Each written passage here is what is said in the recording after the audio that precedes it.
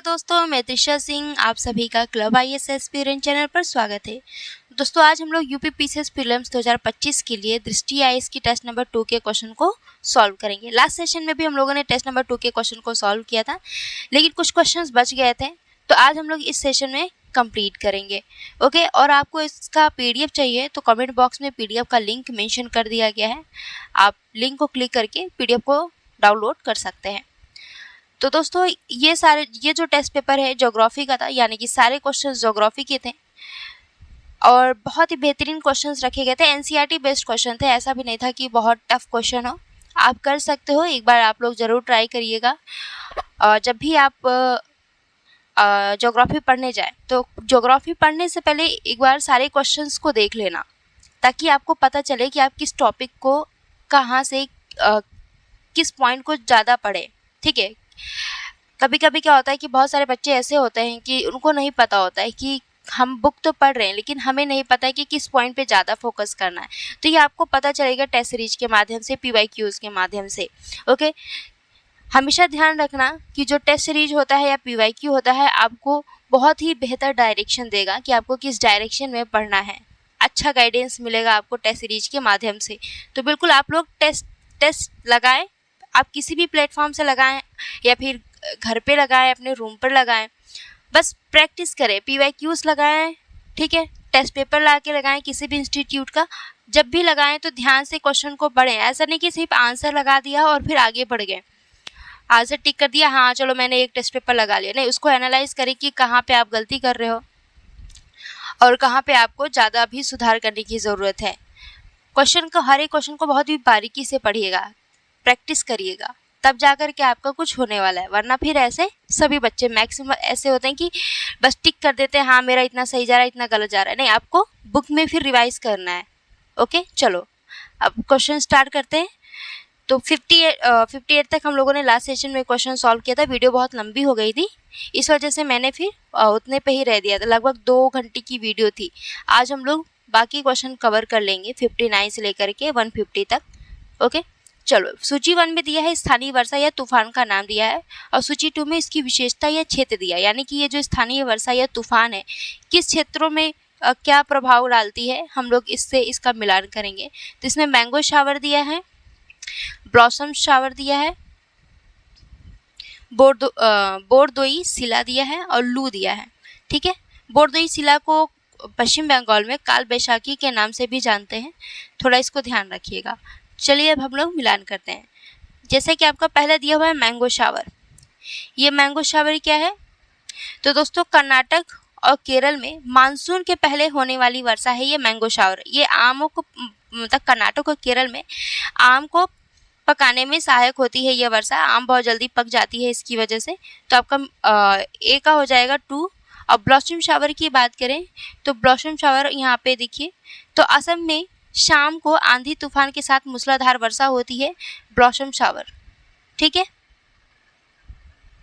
नहीं sorry, blossom shower यहाँ पे मैंने आपको गलत बता दिया। ब्लॉसम शावर क्या है? केरल में जो है, ये केरल में कॉफ़ी बागान के लिए सहायक ग्रीष्मकालीन प्रारंभिक वर्षा है।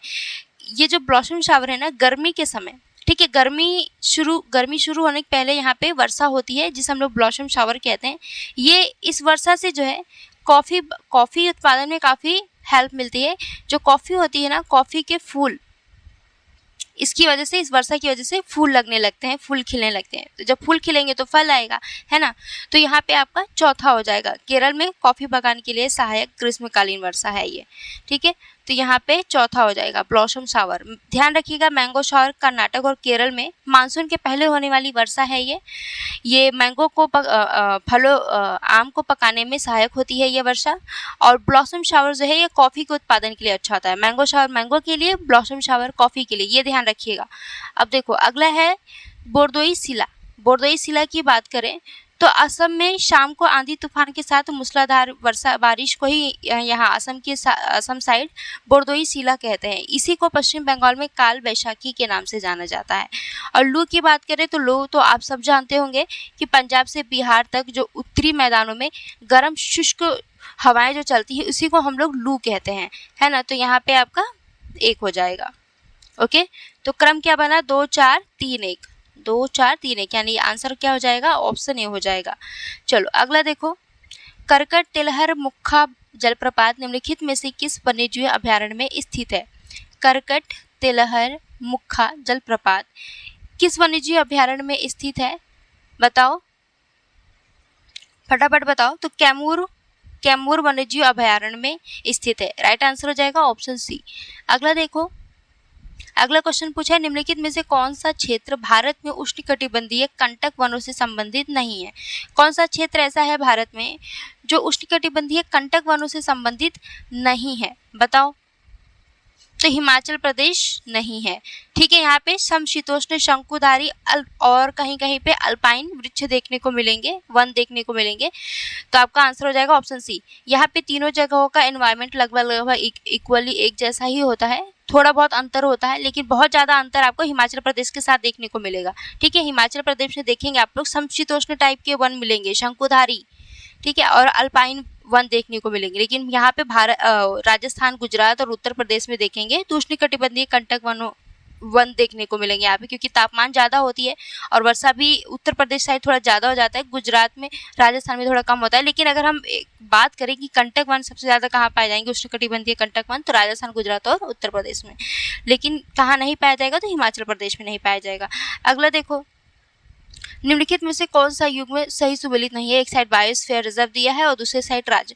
तो नोकरेक बायोस्फीयर रिजर्व जो है ये आपका मेघालय में है, पंचमढ़ी मध्य प्रदेश में है, अगस्त्यमाली बायोस्फीयर रिजर्व केरला में है। लेकिन जो दिहांग दिबांग है ये असम में नहीं है। फिर कहाँ है? असम में नहीं है तो कहाँ है दिहांग दिबांग वन्यजीव अभयारण्य? ये अरुणाचल प्रदेश में है, ठीक है, अरुणाचल प्रदेश में है।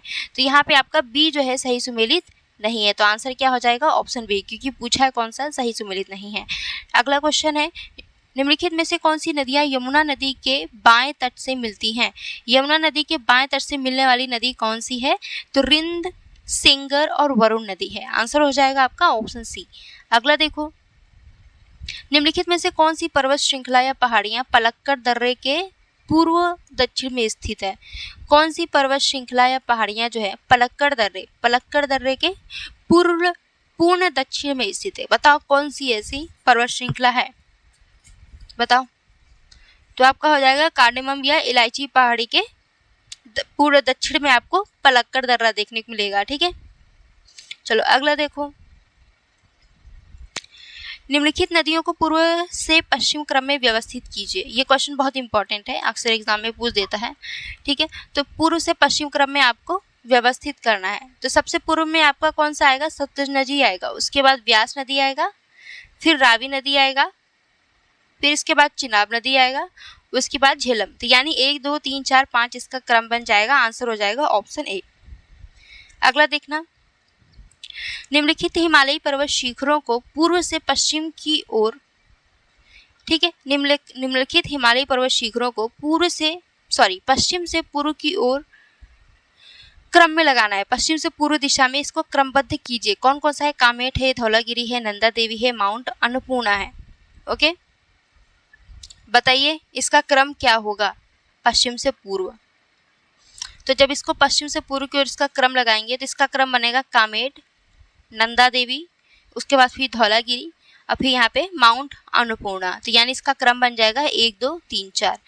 अगला देखिए, निम्नलिखित में से कौन सी चोटी निकोबार द्वीप समूह की सबसे ऊंची चोटी है? ठीक है, निकोबार द्वीप समूह की सबसे ऊंची चोटी कौन सी है? तो माउंट थूलियट है। कौन सी है? माउंट थूलियस। चलो अगला देखो,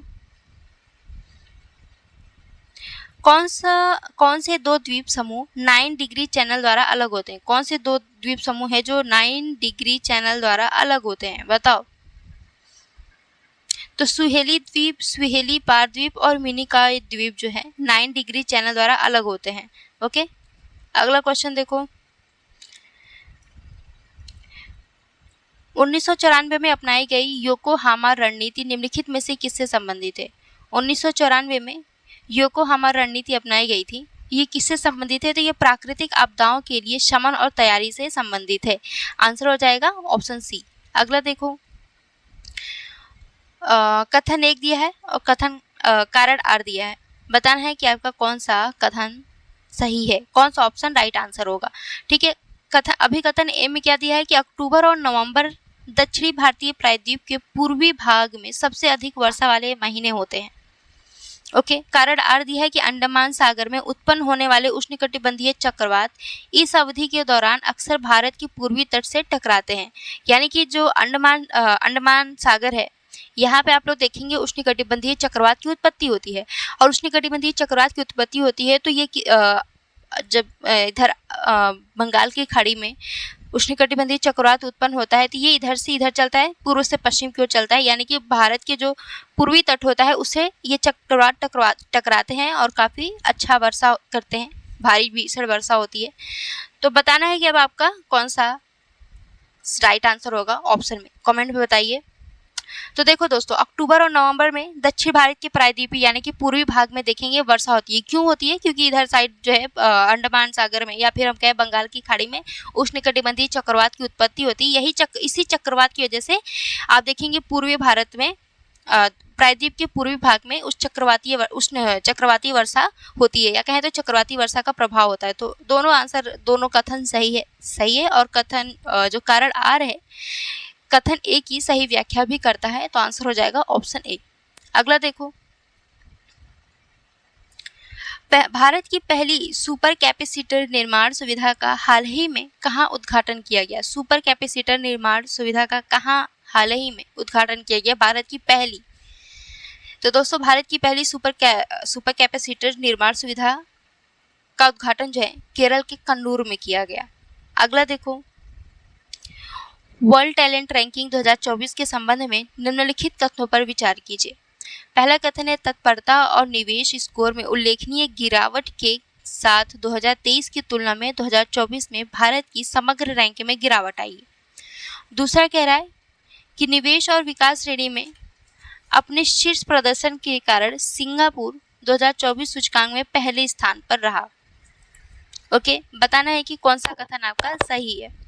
तो दोस्तों, वर्ल्ड टैलेंट रैंकिंग की बात करें तो इसको international institute for management development department द्वारा जारी किया गया।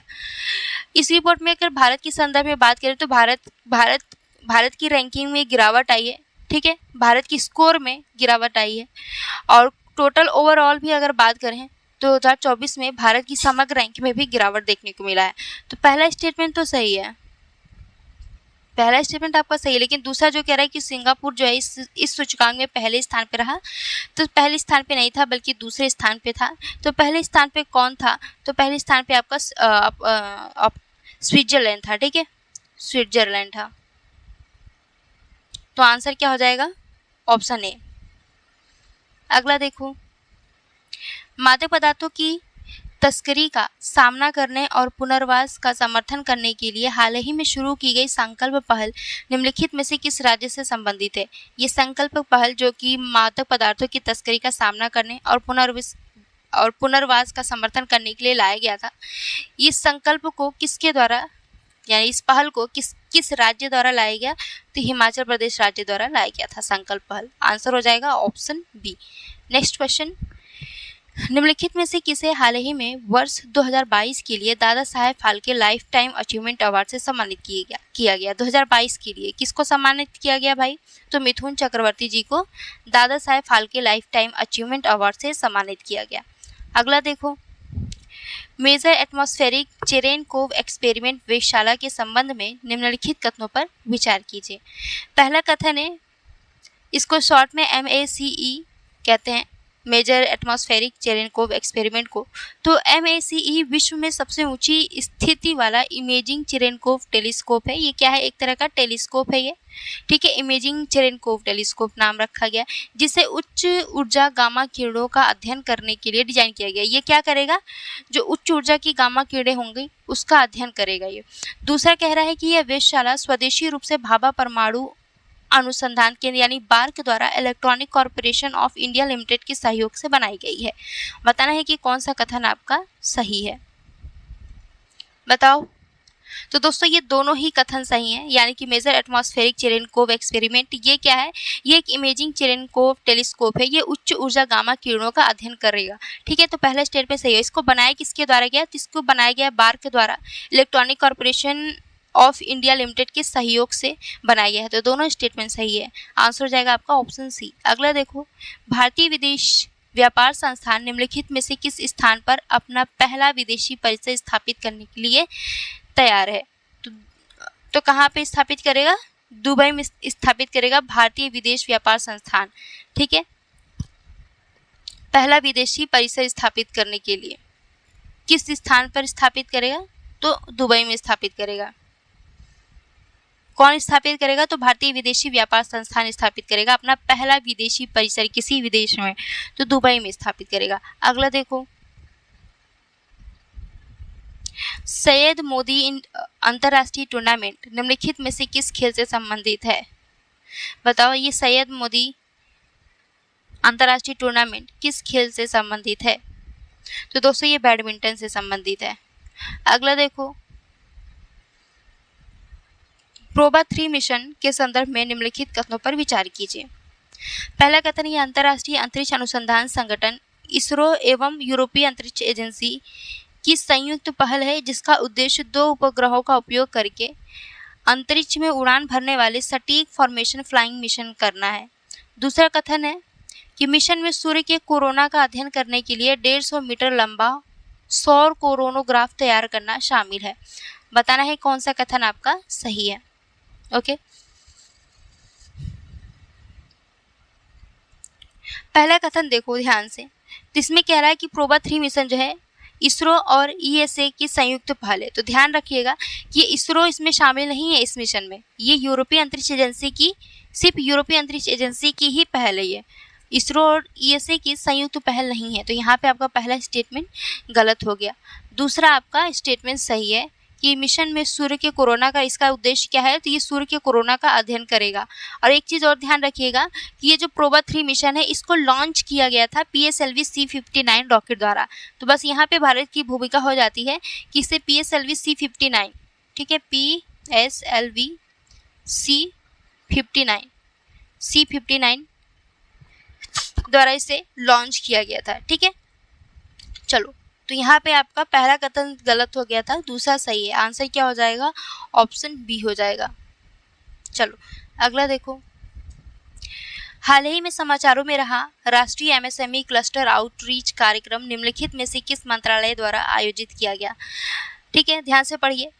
तो राष्ट्रीय MSME क्लस्टर आउटरीच कार्यक्रम किस मंत्रालय द्वारा आयोजित किया गया? जिसे वित्त मंत्रालय द्वारा आयोजित किया गया। चलो अगला देखो, निम्नलिखित में से किसने हाल ही में स्नूकर खेल से संबंधित सोंगहे सिंगापुर ओपन खिताब 2024 जीता है? किसने हाल ही में किसने स्नूकर खेल से संबंधित सोंगहे, यानी कि जो स्नूकर खेल से संबंधित एक खिताब है, पुरस्कार है सोंगहे सिंगापुर ओपन खिताब, ठीक है, 2024 वाला, किसने जीता है? तो इसको जीता है आपके एक मिनट रुक जाइए,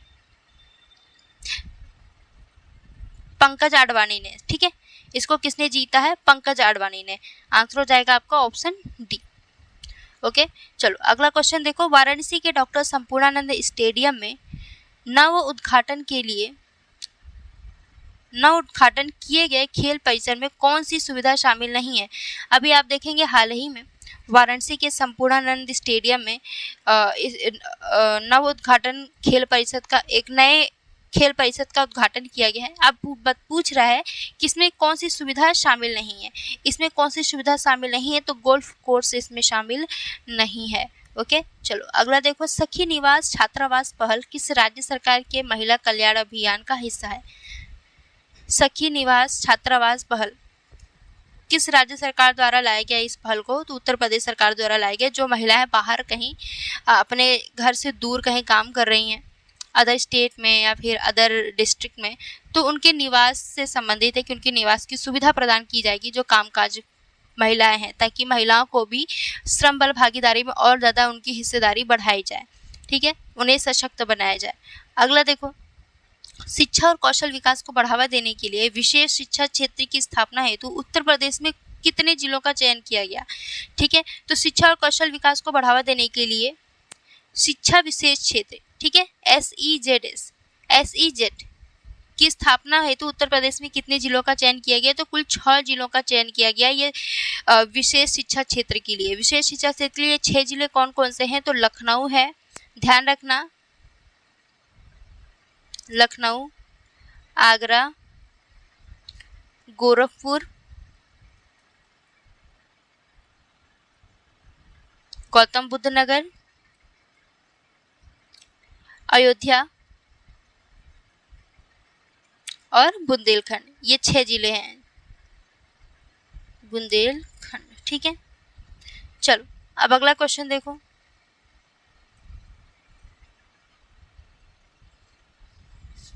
और आपको पीडीएफ अगर चाहिए तो कमेंट बॉक्स में पीडीएफ का लिंक मेंशन कर दिया गया है, आप लिंक को क्लिक करके पीडीएफ को डाउनलोड कर सकते हैं।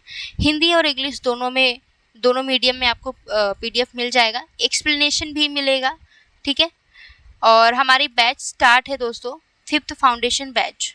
ठीक है, 5th foundation batch club IAS app पर हमारी क्लास चलती है। सारे टॉपिक्स को यानी सारे सिलेबस को पूरे सिलेबस को कंप्लीट कराया जाएगा और हर एक टॉपिक को बहुत डिटेल में डिस्कस किया जाता है, बहुत ही बारीकी से समझाया जाता है कॉन्सेप्ट के साथ, ताकि उस टॉपिक से अगर कोई भी क्वेश्चन आए तो आपका गलत ना हो।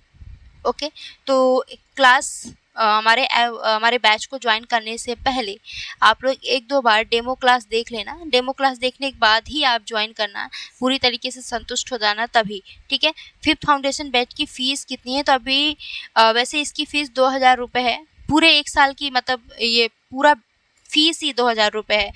आप ये मत सोचिएगा कि ये मंथली, ऐसा नहीं, पूरा 2000 रुपये फ़ीस है और इसकी वैलिडिटी जो है 3 साल तक रहेगी। ठीक है, 3 साल तक इसकी वैलिडिटी रहेगी और इसके साथ ही आपको टेस्ट सीरीज भी, ऑनलाइन टेस्ट भी मिलेगा PYQs का, तो आप ऑनलाइन टेस्ट लगा सकते हो। जैसे कि आप किसी इंस्टीट्यूट का टेस्ट सीरीज ज्वाइन करते हो तो जैसा पूरा फॉर्मेट आता है टेस्ट का, वैसा आपको सुविधा मिलेगी हमारे इस क्लब आईएएस ऐप पर, तो आप ज्वाइन कर सकते हैं। और अभी फ़िलहाल इसकी फ़ी जो है डिस्काउंट मिलेगा आपको, इसकी फ़ी पड़ेगी आपको 1500 रुपये। ठीक है, तो अगर इंटरेस्टेड हो तो ज्वाइन कर सकते हो। ठीक है, चलो क्वेश्चन है, न्यू नोएडा विकास योजना के अंतर्गत शहरी और औद्योगिक विस्तार के लिए किन 2 जिलों को शामिल किया गया है? शहरी और औद्योगिक विस्तार के लिए किन 2 जिलों को शामिल किया गया है? बताओ किन 2 जिलों को? तो गौतम बुद्ध नगर और बुलंदशहर को शामिल किया गया है न्यू नोएडा विकास योजना के अंतर्गत। ध्यान रखिएगा, गौतम बुद्ध नगर और बुंदेलशहर। ठीक है, बुलंदशहर, बुंदेलशहर नहीं, बुलंदशहर। चलो अगला देखो, हाल ही में किस राज्य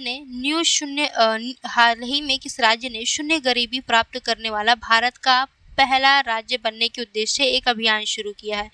तो उत्तर प्रदेश सरकार द्वारा शून्य गरीबी अभियान शुरू किया गया है, तो आंसर हो जाएगा आपका ऑप्शन बी।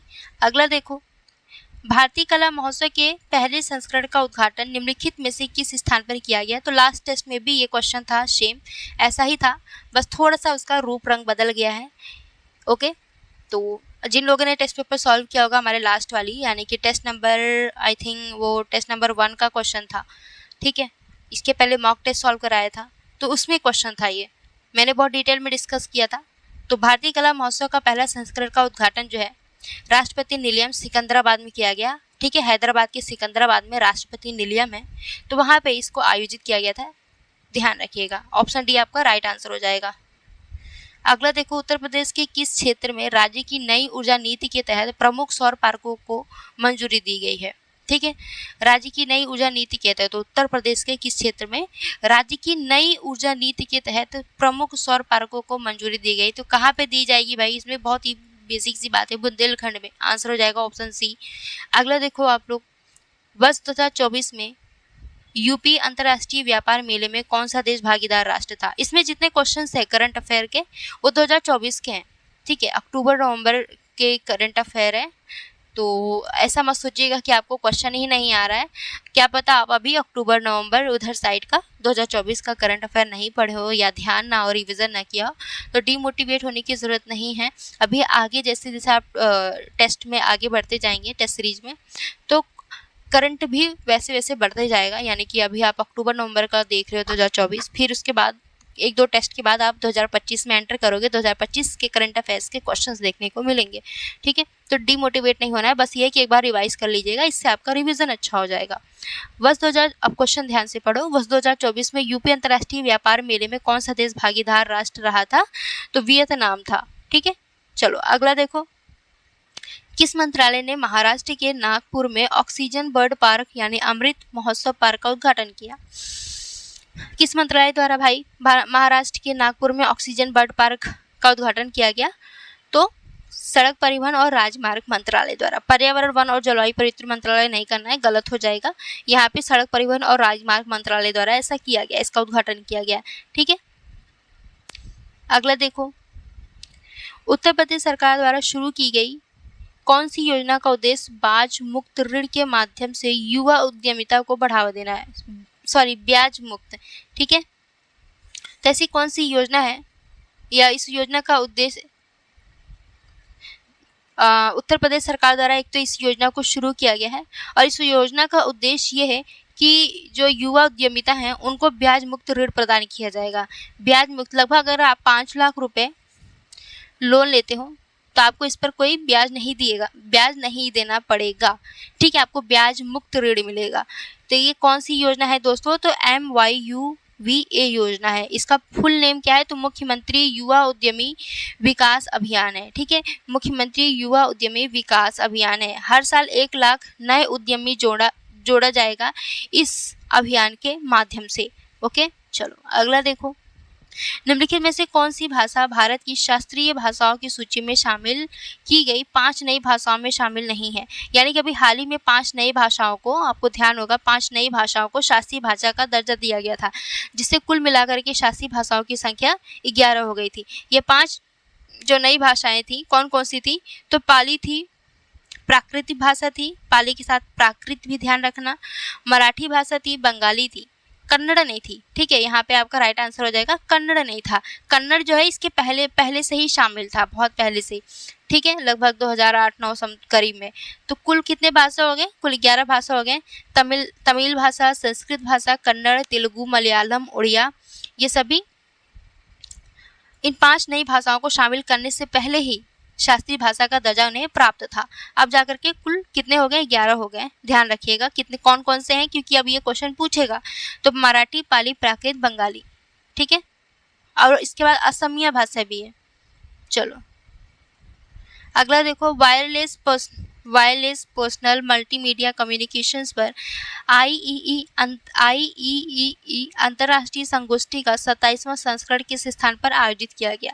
तो दोस्तों, वायरलेस पर्सनल मल्टीमीडिया कम्युनिकेशन पर IEEE अंतर्राष्ट्रीय संगोष्ठी का 27वां संस्करण जो है आयोजित किया गया आपकी शारदा यूनिवर्सिटी ग्रेटर नोएडा में। ग्रेटर नोएडा की शारदा यूनिवर्सिटी में आयोजित किया गया। अगला देखो, मुद्दा दिया है या पहल दिया है और उसको उससे मिलान करना है। ठीक है, ओके। तो देखो, यूक्रेन संघर्ष में आप लोग देखेंगे तो संवाद एवं कूटनीति के माध्यम से मध्यस्थता। ब्रिक्स खजान घोषणा से क्या प्रतिक्रिया रही? तो आपका पहला मिलान हो जाएगा पहले से ही ए का। पश्चिमी एशिया संकट, नागरिक हताहतों और बुनियादी ढांचे के नुकसान की निंदा की गई। दूसरा, पश्चिमी प्रतिबंध, वैश्विक अर्थव्यवस्था एवं SDGs पर विघटनकारी प्रभाव। तीसरा और चौथा भी आपका इस डी का जो है मिलान चौथे से हो जाएगा वित्तीय एकीकरण में, कि भारत की UPI और स्थानीय मुद्रा व्यापार पर प्रकाश डालना। तो आंसर क्या हो जाएगा आपका? 1, 2, 3, 4 राइट आंसर। अगला देखो,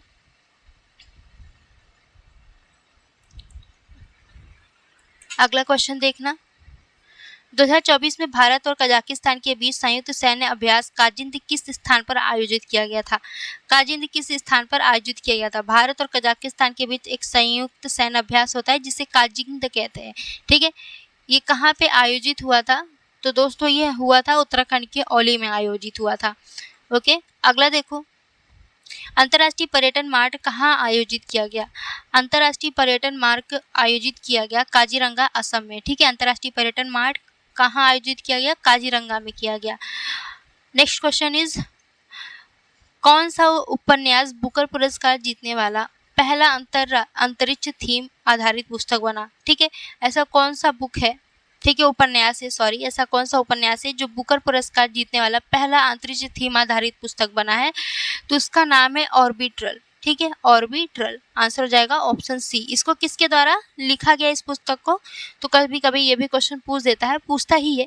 सामंथा हार्वे द्वारा इस पुस्तक को लिखा गया है ऑर्बिटल, जिसको बुकर पुरस्कार मिला है।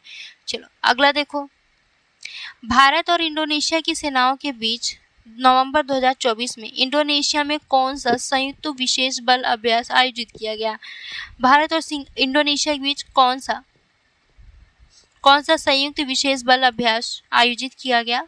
तो दोस्तों आयोजित किया गया गरुड़ शक्ति। इंडोनेशिया में आयोजित हुआ था गरुड़ शक्ति। भारत और इंडोनेशिया के बीच ये एक सैन्य अभ्यास से होता है, ध्यान रखिएगा। कहाँ पे आयोजित किया गया था? तो इंडोनेशिया में आयोजित किया गया था। अब इस बार कहाँ पे आयोजित होगा? भारत में होगा। अगला देखो, हाल ही में बुद्ध के अवशेषों का उत्खनन किस जिले में शुरू किया गया?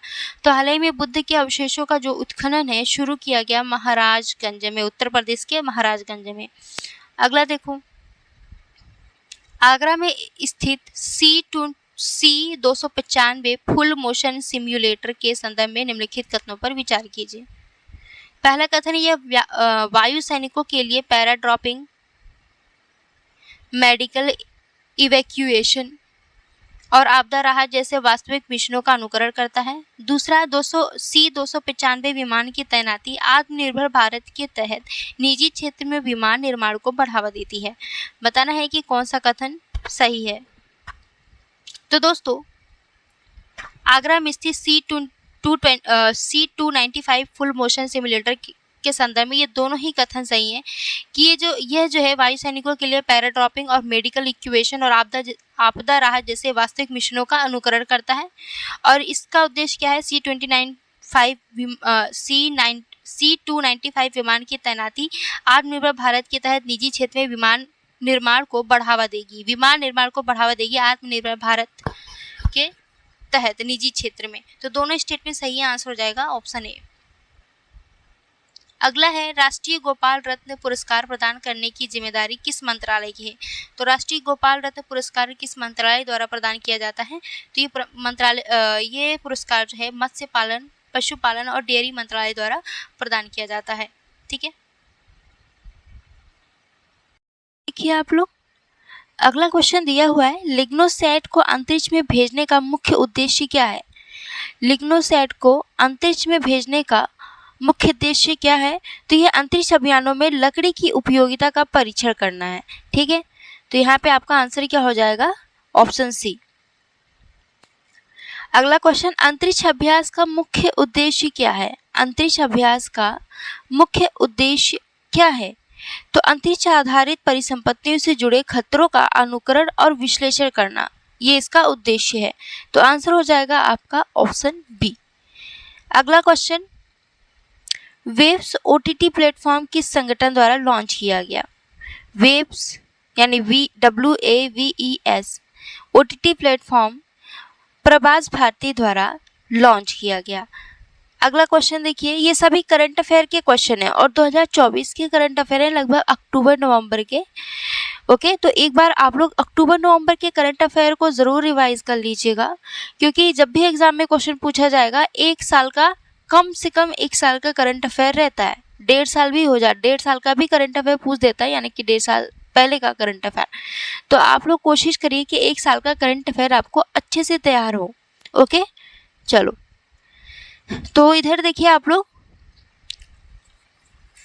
एक साइड GI संकेतक दिया है ग्लोबल हंगरी इंडेक्स का, और दूसरी साइड भारत विशिष्ट डेटा, यानी कि किस विशिष्ट क्षेत्र में भारत ने कितना, मतलब किस नंबर पे या कितना परसेंटेज है उसका योगदान कितना है, जैसे बाल मृत्यु दर कितना है, कुपोषित बच्चे कितना है, स्टंटेड चिल्ड्रन का क्या डेटा है, वेस्टेड चिल्ड्रन का क्या डेटा है, आंकड़ा कितना आकलित किया गया है, इसके आधार पर हमको मिलान करना है।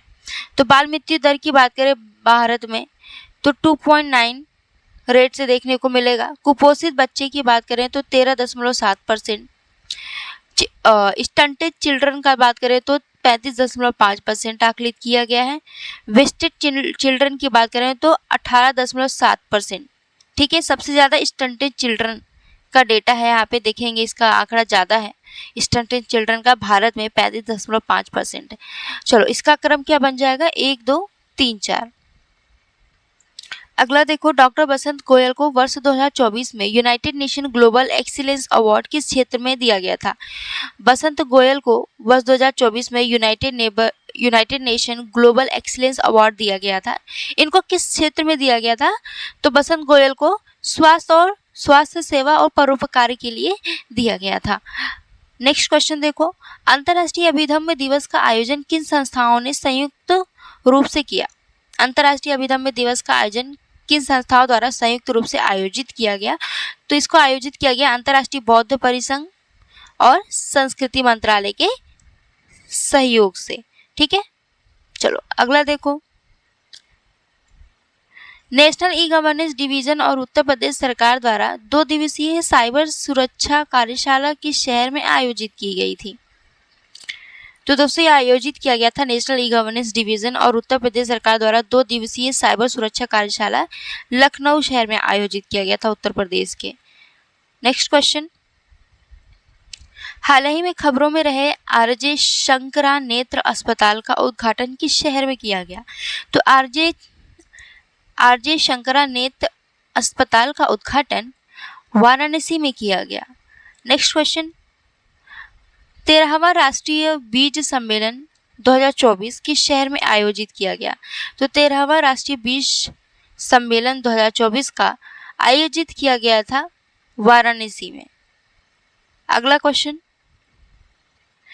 Brown skin white coats race science in India 1920 से 1966 पुस्तक के लिए 2024 का फाइजर पुरस्कार किसे प्रदान किया गया। फाइजर पुरस्कार किसे प्रदान किया गया इस पुस्तक का। इस पुस्तक यानी कि इस पुस्तक के लेखक हैं कौन एग्जैक्टली, ये क्वेश्चन पूछ रहा है। तो प्रभजीत बिहारी मुखर्जी को फाइजर पुरस्कार प्रदान किया गया था उनके पुस्तक brown skin white coats race science in India 1920 से 1966 पुस्तक के लिए। अगला देखो, भारत ने आकाश वायु रक्षा प्रक्षेपास्त्र प्रणाली का पहला निर्यात किस देश को किया। भारत ने आकाश वायु रक्षा प्रक्षेपास्त्र प्रणाली का पहला निर्यात किस देश को किया, तो आर्मीनिया को किया। ठीक है, आंसर हो जाएगा ऑप्शन बी। और इसका पीडीएफ आपको मिलेगा कमेंट बॉक्स में। इस पीडीएफ का लिंक मेंशन कर दिया जाएगा। लिंक को क्लिक करके आप पीडीएफ को डाउनलोड कर सकते हैं। ओके, और कोई भी किसी तरह का डाउट हो क्वेश्चन से रिलेटेड तो आप कमेंट में बताइएगा, मैं कमेंट में आपका रिप्लाई कर दूंगी। ठीक है, या फिर अगर मुझे लगा कि नेक्स्ट वीडियो में आपके प्रॉब्लम का सॉल्यूशन बताया जाए तो मैं नेक्स्ट वीडियो में भी बता सकती हूँ। ठीक है, चलो और बाकी बाद में कुछ बातें हैं मैं बताऊंगी। ठीक है, निम्नलिखित भारतीय राज्यों को उनकी दशकीय जनसंख्या वृद्धि के अवरोही क्रम में व्यवस्थित करना है। ठीक है, किस राज्य में दशकीय जनसंख्या वृद्धि दर कितनी है उस आधार पे इनको अवरोही क्रम में व्यवस्थित करना है। अवरोही क्रम में यानी कि घटते क्रम में। तो दशकीय जनसंख्या वृद्धि दर की बात करें तो बिहार में सबसे ज़्यादा है, तो बिहार आपका पहले नंबर पे आएगा। उसके बाद फिर बिहार के बाद अपना आएगा ये मध्य प्रदेश आएगा। तो पहले नंबर पे बिहार हो गया, दूसरे नंबर पे मध्य प्रदेश हो गया और तीसरे नंबर पे आएगा यूपी। लास्ट में बचता है आपका पश्चिम बंगाल, चौथे नंबर पे हो जाएगा। तो आंसर क्या होगा आपका, ऑप्शन बी हो जाएगा 2413। ओके, नेक्स्ट क्वेश्चन, जनसंख्या घनत्व के संदर्भ में निम्नलिखित कथनों पर विचार कीजिए। जनसंख्या घनत्व के संदर्भ में पहला कथन कह रहा है जनसंख्या घनत्व को प्रति वर्ग किलोमीटर लोगों की संख्या के रूप में मापा जाता है। ठीक है, 1 किलोमीटर की रेंज में यानी कि 1 किलोमीटर प्रति वर्ग किलोमीटर यानी कि 1 किलोमीटर के रेंज में कितने लोग रह रहे हैं, इसी को जनसंख्या घनत्व कहते हैं। ठीक है, भूमध्य रेखा के पास के क्षेत्र जैसे कि अमेजन बेसिन हो गया में प्राय विश्व के अन्य क्षेत्रों की तुलना में बहुत कम जनसंख्या घनत्व होता है। बताना है कि कौन सा कथन आपका सही है। तो दोस्तों ये दोनों ही कथन आपका सही है, आंसर हो जाएगा ऑप्शन बी। आप देखेंगे भूमध्य रेखा के पास वाले रीजन में जैसे कि अमेजन बेसिन हो गया इधर साइड जनसंख्या घनत्व बहुत कम देखने को मिलेगा अन्य क्षेत्रों की तुलना में। तो दोनों स्टेटमेंट सही है। अगला देखो, प्रवास के कारकों के संदर्भ में निम्नलिखित कथनों पर विचार कीजिए। एक होता है अपकर्ष कारक, दूसरा होता है प्रतिकर्ष। ठीक है, अपकर्ष प्रवास और प्रतिकर्ष प्रवास। तो अब इसमें दिया है कि अपकर्ष कारकों में बेरोजगारी, प्राकृतिक विपदाएं, सामाजिक आर्थिक पिछड़ापन जैसी परिस्थितियां शामिल होती हैं जो लोगों को उनके मूल स्थान को छोड़ने के लिए मजबूर करती है। यहाँ पे मजबूर करती है, ध्यान दीजिएगा। प्रतिकर्ष करने वाले कारकों में बेहतर नौकरी के अवसर, सुरक्षा, शांति, अनुकूल जलवायु दशाएं शामिल हैं जो लोगों को नए गंतव्य की ओर आकर्षित करते हैं। बताना है कि आपको कौन सा कथन आपका सही है। बहुत अच्छा क्वेश्चन है, एग्जाम में एग्जामिनर का फेवरेट क्वेश्चन बन सकता है। ठीक है, तो देखो ये अपकर्ष जो है अपोजिट दिया हुआ है। अपकर्ष कारकों में क्या होता है, प्रवास, अपकर्ष प्रवास में क्या होता है, जब इंसान गांव अपने एक स्थान से दूसरे स्थान प्रवास करता है तो उसका कारण होता है आकर्षण, यानी कि दूसरी जगह की सुविधाएं देखता है।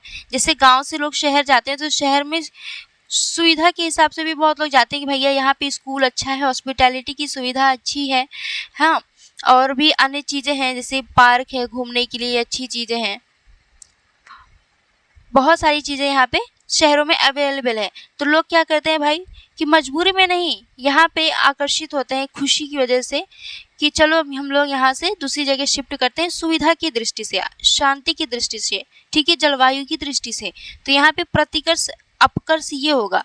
ठीक है, पहला स्टेटमेंट गलत हो गया। अब प्रतिकर्ष कारक में क्या होगा, प्रतिकर्ष कारक में लोग मजबूरी में एक स्थान से दूसरे स्थान शिफ्ट करते हैं, प्रवास करते हैं। जैसे कि बेरोजगारी की वजह से, मान लो किसी जहाँ कोई ऐसा ए नामक स्थान है, यहाँ पे बेरोजगारी ज़्यादा है, या फिर कहें तो जलवायु दशाएं बहुत ही बुरी दशाएं हैं यहाँ पे जलवायु की दृष्टि से, तापमान बहुत ज़्यादा, या बाढ़ आती रहती है, सूखा पड़ता रहता है, हाँ, और भी सामाजिक आर्थिक पिछड़ापन देखने को मिला है, गरीबी ज़्यादा देखने को मिल रही है, या फिर यहाँ पे स्वास्थ्य संबंधी समस्याएं, हॉस्पिटैलिटी की सुविधा नहीं है। तो इन लोग क्या करेंगे भाई, एक जगह से दूसरी जगह प्रवास करेंगे मजबूरी में, इनको मजबूरी में प्रवास करना पड़ रहा है। जब मजबूरी में प्रवास करना पड़ेगा तो इसको हम लोग प्रतिकर्ष कहेंगे। ठीक है, इसको हम लोग क्या कहेंगे, प्रतिकर्ष कहेंगे। तो ये दोनों अपोजिट था, तो दोनों स्टेटमेंट गलत हो जाता है। अपकर्ष में क्या होगा, लोग मजबूरी में नहीं बल्कि आकर्षित होकर के एक स्थान से दूसरे स्थान जाते हैं, दूसरी जगह की सुविधाओं को देख करके कि अरे यार चलो हम लोग वहाँ शिफ्ट हो जाते हैं, वहाँ पे अच्छी सुविधा है, हॉस्पिटैलिटी की सुविधा है, शिक्षा अच्छा मिलता है, एजुकेशन अच्छा मिलता है, अन्य चीज़ें वहाँ पे अवेलेबल है, जो भी चाहो तुरंत मिल जाए। हाँ, तो यहाँ पे अपकर्ष हो जाएगा। प्रतिकर्ष में क्या होता है, लोग मजबूरी में एक स्थान से दूसरी जगह पे दूसरे स्थान पे प्रवास करते हैं। तो यहाँ पे गलती मत करिएगा, आंसर हो जाएगा आपका ऑप्शन डी, यानी ना तो एक सही है ना ही दो सही है। अगला क्वेश्चन है, जनगणना 2011 के अनुसार निम्नलिखित भारतीय राज्यों को जनसंख्या घनत्व के अवरोही क्रम में व्यवस्थित करना है। ठीक है, अवरोही क्रम में व्यवस्थित करना है राज्यों को जनसंख्या घनत्व के संदर्भ में। अच्छा, भी हम लोगों ने इस क्वेश्चन को सॉल्व किया है क्या, मुझे ऐसा लग रहा है, पता नहीं क्यों। सॉल्व तो किया है, पीछे हो गए थे क्या अपने लोग। अच्छा, इस क्वेश्चन को लगता है मैंने ना छोड़ दिया था। नहीं, 112 ये भी 10 की जनसंख्या वृद्धि दर से संबंधित है,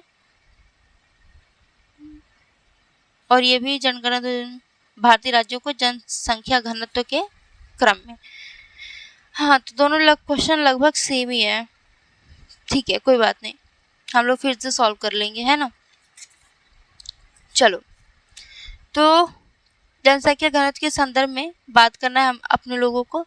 पंजाब, उत्तर प्रदेश दिया है, बिहार, पंजाब और झारखंड। अच्छा, राज्यों को चेंज कर दिया है। तो उत्तर प्रदेश में जनसंख्या घनत्व की बात करें तो 828 है प्रति वर्ग किलोमीटर। बिहार में बात करें तो 1102 है। झारखंड में बात करें तो 414 है। ठीक है, 1102 बिहार में सबसे ज़्यादा है जनसंख्या घनत्व। पंजाब में 550 है। ठीक है, तो क्रम इसका बनाएंगे तो इसका क्रम क्या बनेगा, बिहार पहले नंबर पे आ जाएगा, उसके बाद आपका यूपी आएगा, फिर पंजाब, फिर झारखंड। तो आंसर हो जाएगा ऑप्शन सी। नेक्स्ट क्वेश्चन दिया है, जनांकीय संक्रमण सिद्धांत के संदर्भ में निम्नलिखित कथनों पर विचार कीजिए। जनांकीय संक्रमण सिद्धांत के संदर्भ में विचार करना है। पहला कथन है, इसके अनुसार किसी क्षेत्र को जनसंख्या वृद्धि उसके समग्र आर्थिक विकास के स्तर से जुड़ी होती है। दूसरा कह रहे हैं, इससे पता चलता है कि ग्रामीण कृषि प्रधान समाजों में जन्म दर कम होने के कारण सामान्यतः जनसंख्या वृद्धि कम होती है। ओके, बताना है कि कौन सा कथन सही है। अब ध्यान से स्टेटमेंट पढ़ना। पहला जो कह रहा है जनांगीकी संक्रमण के सिद्धांत के संदर्भ में, किसके अनुसार किसी क्षेत्र की जो जनसंख्या वृद्धि होती है उसके समग्र आर्थिक विकास स्तर से जुड़ी होती है। तो पहला स्टेटमेंट आपका सही है, किसी भी क्षेत्र का जो जनसंख्या वृद्धि होगा उसके समग्र आर्थिक विकास के स्तर से जुड़ी होती है। ठीक है। दूसरा कह रहा है कि इससे पता चलता है कि ग्रामीण कृषि प्रधान समाजों में जन्म दर कम होने के कारण सामान्यतः जनसंख्या वृद्धि कम होती है। ऐसा थोड़ी ना कि जन्म दर कम है तो वहाँ पे जरूरी थोड़ी ना कि जनसंख्या वृद्धि कम हो, जनसंख्या वृद्धि ज़्यादा हो सकती है जन्म दर कम होने के बावजूद भी। ठीक है, तो यहाँ पे आपका पहला स्टेटमेंट। और यहाँ पे एक मिनट, एक पॉइंट यहाँ पे ध्यान दीजिएगा कि जन्म दर कम होने के कारण कृषि प्रधान समाजों में जन्म दर कम नहीं बल्कि ज़्यादा होती है। यहाँ पे एक पॉइंट तो यही हो गया कि जन्म दर यहाँ पे ज़्यादा होती है, और जन्म दर ज़्यादा होगा तो जनसंख्या वृद्धि ऑब्वियसली ज़्यादा होगी। ठीक है, तो यहाँ पे दूसरा स्टेटमेंट गलत हो गया, कम नहीं बल्कि ज़्यादा होगी। तो आंसर क्या हो जाएगा आपका? ऑप्शन ए हो जाएगा। अगला कथन देखिए, क्वेश्चन देखिए, निम्नलिखित में से कौन मानव विकास के 4 स्तंभों में से एक नहीं है? ठीक है, मानव विकास के 4 स्तंभों में से कौन एक नहीं है? मानव विकास के 4 स्तंभों में समानता है, स्थिरता है, उत्पादकता है, और चौथा सशक्तिकरण है। ठीक है, सशक्तिकरण है। तो यहाँ पे डी आपका नहीं होगा मानव विकास के 4 स्तंभों में, तो डी आपका राइट आंसर हो जाएगा क्योंकि क्वेश्चन पूछा कौन सा नहीं है। अगला क्वेश्चन देखिए, पैकेट स्टेशनों यानी फेरी पत्तन की सामान्य भौगोलिक व्यवस्था क्या है? ये पैकेट स्टेशनों की सामान्य भौगोलिक व्यवस्था क्या है? ये संकरे जल निकायों के दोनों ओर रणनीतिक रूप से जोड़े में स्थित होते हैं। अगला देखिए, अभिकथन ए दिया है कारण आर। अभिकथन ए में दिया है वृद्धि सदैव विकास की ओर ले जाती है। कारण आर, वृद्धि एक मात्रात्मक परिवर्तन है जबकि विकास से तात्पर्य जीवन की गुणात्मक सुधार से है। तो बताओ अच्छा एक बात कि क्या वृद्धि जो है, वृद्धि सिर्फ वृद्धि सदैव विकास की ओर ले जाती है? तो जरूरी नहीं है। वृद्धि नकारात्मक संदर्भ में भी हो सकता है क्योंकि एक मात्रात्मक परिवर्तन है वृद्धि। बेरोजगारी में भी वृद्धि हो सकती है, गरीबी में भी वृद्धि देखा जा सकता है, विकास में वृद्धि देखा जा सकता है, स्वास्थ्य सुविधाओं में वृद्धि देखा जाता है। तो ये नकारात्मक सकारात्मक दोनों परिवर्तनों को बताता है। तो जरूरी नहीं कि वृद्धि हमेशा विकास की ओर ले जाए। ठीक है, विकास हमेशा वृद्धि की ओर ले जा सकता है लेकिन वृद्धि हमेशा विकास की ओर नहीं ले जा सकता क्योंकि नकारात्मक और सकारात्मक दोनों रूपों में होता है और एक मात्रात्मक परिवर्तन, एक मात्रात्मक इकाई है ये। तो ऑप्शन ए आप का गलत हो जाता है, अभिकथन है। और कारण आर सही है कि वृद्धि जो है एक मात्रात्मक परिवर्तन है जबकि विकास से तात्पर्य जीवन स्तर में गुणात्मक सुधार से है। विकास हो रहा है मतलब हम ये कहेंगे कि भाई स्वास्थ्य सुविधाओं में वृद्धि हो रही है, शिक्षा के क्षेत्र में बहुत अच्छा काम हो रहा है। ठीक है, और इसके अलावा बात करें तो कनेक्टिविटी में सुधार हो रही है। तो बहुत सारी चीज़ें विकास के संदर्भ में हम बात कर सकते हैं। लेकिन वृद्धि की बात करें तो विधि एक मात्रात्मक इकाई है भाई, विधि एक मात्रा को बता रहा है, बढ़ रहा है, लेकिन कितना बढ़ रहा है ये थोड़ी ना बता, मतलब अगर बढ़ भी रहा है तो ये जरूरी थोड़ी ना कि विकास को ही बताए, कि विकास को ही इसका रिजल्ट विकास ही हो। तो यहाँ पे आपका ऑप्शन ए गलत हो जाएगा, कारण सही हो जाएगा। तो राइट आंसर क्या होगा? ऑप्शन बी, ए गलत, आर सही है। कृषि से संबंधित शब्द दिया है और इसका विवरण, और क्वेश्चन में क्या करना है, इसको मिलान करना है। ओके चलो, तो यहाँ पे दिया है खेत। खेत क्या होता है भाई? वाणिज्यिक पशुपालन हेतु बड़े बाड़े से घिरे पशु फार्म जो होते हैं खेत कहलाते हैं। झूम कृषि में क्या होता है? झूम झूम के खेती करते हैं क्या? बताओ, झूम झूम के खेती करते हैं क्या?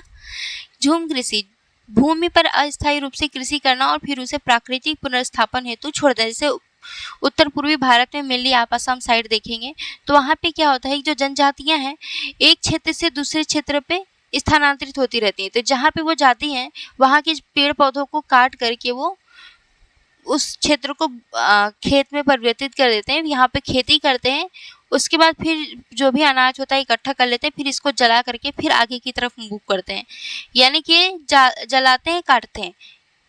एक जगह पे स्थिर होकर खेती नहीं करते, ये एक जगह जाएंगे जहाँ पे पेड़ पौधे रहते हैं या फिर उपजाऊ जगह, वहाँ पे खेती करेंगे, फिर उस क्षेत्र को खेती करने के बाद उसको वहाँ की जो भी फसल रहती है उसको जला के, अनाज इकट्ठा करने के बाद जला के फिर दूसरी जगह पे ये मूव कर जाते हैं, तो इसी को कहते हैं स्थानांतरित कृषि। स्थानांतरित हो करके कृषि करते हैं, एक जगह से दूसरी जगह जा जाके।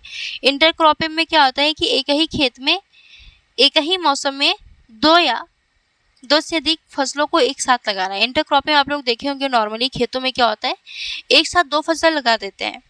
जैसे कि आप देखेंगे एक साइड प्याज लगा दिया, दूसरी साइड लहसुन लगा दिया, या फिर चरी होता है, चरी लगा देते हैं, उसी में उड़द की दाल लगा देते हैं। तो इसी को कहते हैं इंटरक्रॉपिंग, यानी एक ही साथ एक ही मौसम में 2 या 2 से अधिक फसलें लगाना। ठीक है। अब फसलों का चक्रण क्या होता है कि भाई मृदा की उर्वरता को बनाए रखने के लिए फसलों को परिवर्तित किया जाता रहता है। जैसे कोई खेत है तो यहाँ पे धान लगाए, तो अगली बार हम कुछ ऐसा लगा देंगे, जैसे ढैंचा लगा देंगे, जिससे कि इसकी उर्वरता में बढ़ोतरी हो। ठीक है। या कोई अन्य फसल लगा देंगे, लेकिन सेम वही नहीं लगाएंगे, कंटिन्यू वही फसल का की खेती हम लोग उस खेत में नहीं करेंगे। तो इसी को कहते हैं फसलों का चक्रण। ठीक है। तो इसका क्रम क्या बना भाई, इसका क्रम बना था 1 2 4 3। नेक्स्ट क्वेश्चन देखिए, तरंग विशेषताएं और परिभाषा। शीर्ष क्या होता है, शीर्ष होता है तरंग के अधिकतम और न्यूनतम बिंदु। ठीक है। सबसे अधिकतम होता है ये शीर्ष, और गर्त जो ये वाला पोर्शन होता है इसको गर्त कहते हैं। चलो, ऊंचाई क्या है, ऊंचाई है गर्त से शीर्ष तक ऊर्ध्वाधर दूरी। ये गर्त से शीर्ष तक की जो ऊर्ध्वाधर दूरी होती है इसी को ऊंचाई कहते हैं। आयाम क्या है बताओ, आयाम है तरंग की ऊंचाई का आधा। और अवधि क्या है, तो 2 क्रमिक शीर्षों या गर्तों के बीच का जो समय अंतराल होता है उसको अवधि कहते हैं। तो इसको जब आप मिलान करेंगे तो इसका क्रम बन जाएगा 3 2 1 4। ठीक है। 3 2 1 4 यानी राइट आंसर ऑप्शन डी हो जाएगा। अगला देखिए, निम्नलिखित में से कौन सा विकल्प समुद्र तल में होने वाले नियतकालिक उठने गिरने को सबसे अच्छी तरह से समझाता है, जो मुख्य रूप से चंद्रमा और सूर्य के गुरुत्वाकर्षण बलों के कारण होता है। ठीक है, बताइए क्या है, तो ज्वार भाटा है भाई, ऑब्वियसली इसका आंसर हो जाएगा। चलो, विश्व में सबसे ऊंचे ज्वार कहाँ आते हैं, विश्व में सबसे ऊंचे ज्वार फंडी की खाड़ी में आते हैं, इसका ध्यान रखना, ये अच्छा क्वेश्चन है। ठीक है। चलो अगला क्वेश्चन देखो, तो महासागरीय धाराओं के संदर्भ में निम्नलिखित कथनों पर विचार कीजिए। पहला है कि सतही धाराएं महासागर के कुल जल का लगभग 10% होता है और महासागर की ऊपरी 400 मीटर पर सीमित रहती है। दूसरा कह रहा है कि शीत धाराएं सामान्यतः निम्न और मध्य अक्षांशों में महाद्वीपों के पूर्वी तट पर पाई जाती है। बताना है कि आपका कौन सा कथन सही है। तो पहला स्टेटमेंट तो आपका सही है, लेकिन दूसरा कह रहा है कि शीत धाराएं सामान्यतः निम्न और मध्य अक्षांशों में महाद्वीपों के पूर्वी नहीं बल्कि पश्चिमी तट पे पाई जाती है। तो दूसरा स्टेटमेंट गलत हो गया, पहला सही है। तो आंसर क्या हो जाएगा, ऑप्शन ए, ऑप्शन सी यानी केवल एक। अगला देखो, निम्नलिखित में से कौन उष्णकटिबंधीय और भूमध्य रेखीय क्षेत्रों में महासागरीय धाराओं के कार्य का सर्वोत्तम वर्णन है। ओके, तो उष्णकटिबंधीय और भूमध्य रेखीय क्षेत्रों में महासागरीय धाराओं का सर्वोत्तम कार्य क्या है, तो ये क्या करते हैं भाई, ये गर्म क्षेत्रों से ठंडे क्षेत्रों की ओर उष्मा के स्थानांतरण में सहायक होते हैं। यानी कि आप देखेंगे जो ठंडी जलधाराएं होती हैं गर्म स्थानों में जा करके वहाँ के तापमान को थोड़ा कम कर देती हैं, यानी कि वहाँ के तापमान को थोड़ा ठंडा कर देती हैं। और जो गर्म पवनें होती हैं ठंडी जगहों पे जा करके ठंडी जगहों के तापमान को थोड़ा सा बढ़ा देती हैं। तो ये इनका काम क्या होता है, तापमान का स्थानांतरण करते हैं। तो आंसर हो जाएगा ऑप्शन डी। नेक्स्ट क्वेश्चन, समुद्री शब्दावली ड्रिफ्ट शब्द का सबसे सटीक अर्थ क्या है। ये ड्रिफ्ट क्या होता है, जो समुद्री शब्दावली है ये होता है जल प्रवाह की गति, इसी को कहते हैं ड्रिफ्ट कहते हैं। ठीक है। अगला क्वेश्चन देखो, निम्नलिखित कथनों पर विचार कीजिए। पहला कथन दिया हुआ है, लिग्नाइट कोयला राजस्थान, असम, तमिलनाडु में पाया जाता है। दूसरा है, एंथ्रेसाइट कोयला जम्मू कश्मीर में पाया जाता है। बताना है कि कौन सा कथन सही है। तो दोनों ही कथन सही है, आंसर हो जाएगा आपका ऑप्शन सी, एंथ्रेसाइट कोयला। कोयला जो है एंथ्रेसाइट, ये सबसे ज़्यादा जम्मू कश्मीर में पाया जाता है। लिग्नाइट कोयले की बात करें तो राजस्थान, असम, तमिलनाडु क्षेत्रों में पाया जाता है। ठीक है, चलो अगला देखो। भारत में अपनी अपवाह द्रोणी के क्षेत्रफल के आधार पर निम्नलिखित नदियों को अवरोही क्रम में व्यवस्थित करना है। इनको अपवाह द्रोणी के क्रम में व्यवस्थित करना है। तो इसका क्रम क्या बनेगा? पहले नंबर पे सिंधु नदी आ जाएगा, दूसरे नंबर पे आपका आएगा गोदावरी। इसका अपवाह क्रम, इसका जो अपवाह क्षेत्रफल है, अपवाह द्रोणी के क्षेत्रफल के आधार पे अगर हम बात करें तो पहले नंबर पे आपका सिंधु आएगा, दूसरे नंबर पे गोदावरी, तीसरे नंबर पे ब्रह्मपुत्र और चौथे नंबर पे महानदी आ जाएगा। तो इसका क्रम क्या बनेगा? 1 3 2 4 है ना, 1 3 2 4 बनेगा। देखो ध्यान से, पहले सिंधु, फिर गोदावरी, ब्रह्मपुत्र, उसके बाद महानदी। चलो आंसर हो जाएगा आपका ऑप्शन बी। नेक्स्ट क्वेश्चन पूछ रहा है हाइड्रोलॉजिकल चक्र के संबंध में कौन सा कथन सही नहीं है। हाइड्रोलॉजिकल चक्र के संदर्भ में बताना है कि कौन सा कथन आपका सही नहीं है। बताओ, ऑप्शन देखो एक बार, फिर इसका आंसर करने की कोशिश करो। ये इसमें सी ऑप्शन देखिए, तो इसमें कह रहा है तकनीकी प्रगति के कारण पृथ्वी पर नवीकरणीय मीठे जल की कुल मात्रा बढ़ रही है। ये तो अपने आप में स्टेटमेंट पढ़ने से ही समझ में आ रहा है कि स्टेटमेंट आपका गलत होगा। तकनीकी प्रगति के कारण पृथ्वी पर नवीकरणीय मीठे जल की कुल मात्रा में बढ़ोतरी कहाँ हो रही है? कमी हो रही है ना, तो आंसर हो जाएगा ऑप्शन सी। अगला देखो,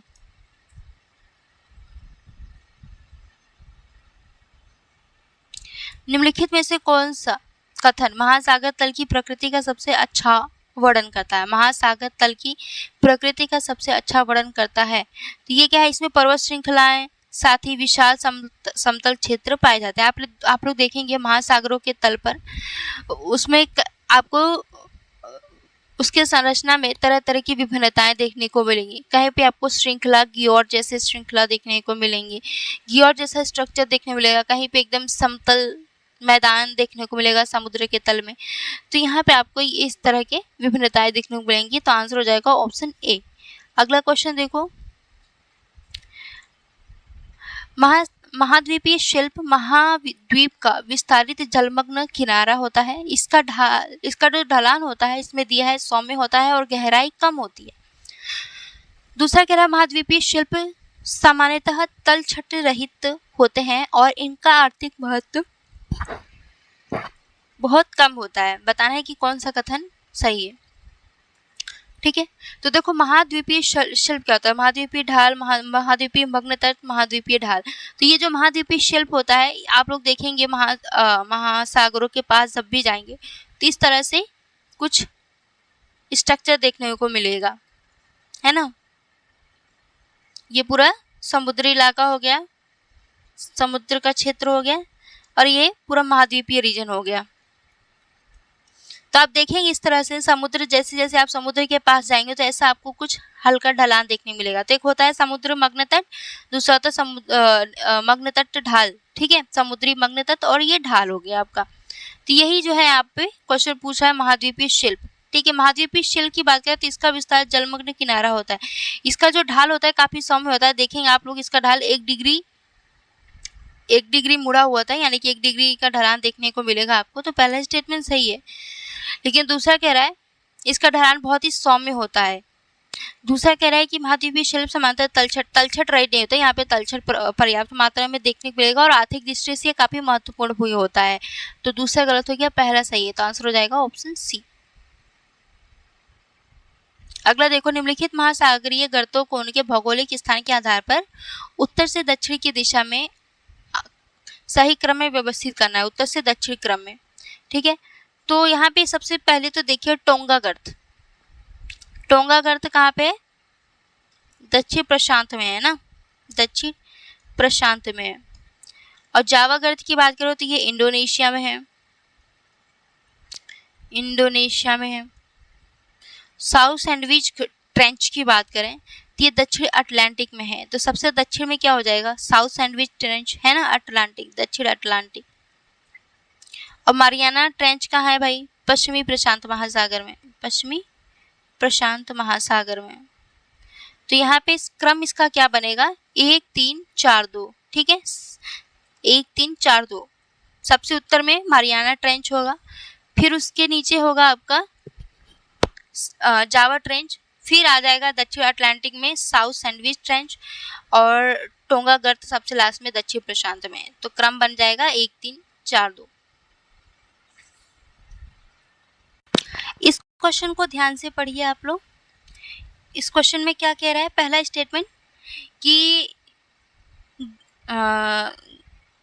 ग्योट्स सीमाउंट होते हैं जिनके शीर्ष समतल होते हैं, ये अवतलन और अपर्दन के कारण बनते हैं तथा सामान्यतः प्रशांत महासागर में पाए जाते हैं।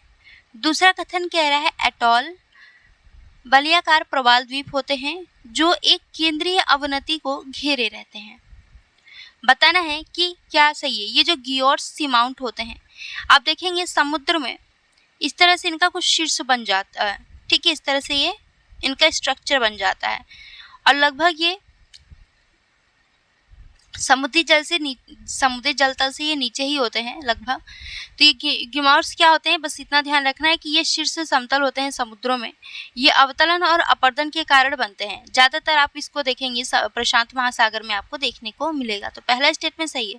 एटॉल पर वलयाकार प्रवाल द्वीप एक केंद्रीय अवनति को घेरे होते हैं। ये क्या जो एटॉल प्रवाल द्वीप होते हैं ना, ये ऐसे मान लो कोई द्वीप है, तो इसके चारों ओर इस तरह से ये प्रवाल जीव जो हैं इस तरह से घेर लेते हैं, एक वलय, एक रिंग की आकृति बना लेते हैं, रिंग जैसा, ठीक है। इसी को एटॉल वलयाकार प्रवाल द्वीप कहते हैं। तो दोनों स्टेटमेंट सही है। आंसर क्या हो जाएगा आपका, ऑप्शन डी हो जाएगा। नेक्स्ट क्वेश्चन, भूमध्य रेखा से ध्रुवों की ओर समुद्री सतह के जल के तापमान में कमी मुख्य रूप से किस कारण होती है। आप लोग देखेंगे भूमध्य रेखा से जब आप ध्रुवों की ओर जाएंगे तो समुद्री सतह के जल का जो तापमान होता है, आप देखेंगे कि कमी देखने को मिलेगी। भूमध्य रेखा के साइड समुद्री सतह के जल का तापमान ज़्यादा रहेगा, लेकिन जैसे जैसे आप ध्रुवों की ओर जाएंगे इस समुद्री सतह के जल के तापमान में आपको कमी देखने को मिलेगी, तापमान में आपको गिरावट देखने को मिलेगी। तो इसका कारण क्या हो सकता है। इसका कारण है सौर विकिरण का वितरण, ठीक है, सौर विकिरण का वितरण। आप खुद ऐसे ये देखो, ये ग्लोब है हमारा, पृथ्वी है, 0 डिग्री है, यहाँ पे सूर्य है, ठीक है, यहाँ पे सन है। तो सूर्य की किरणें भूमध्य रेखा की तरफ सीधी चमकती हैं, ठीक है, लेकिन जैसे जैसे हम ध्रुवों की ओर जाएंगे तो सूर्य की किरणें तिरछी पड़ने लगती हैं। सूर्य को काफ़ी ज़्यादा लंबा रास्ता तय करना पड़ता है, काफ़ी एरिया को कवर करना पड़ता है।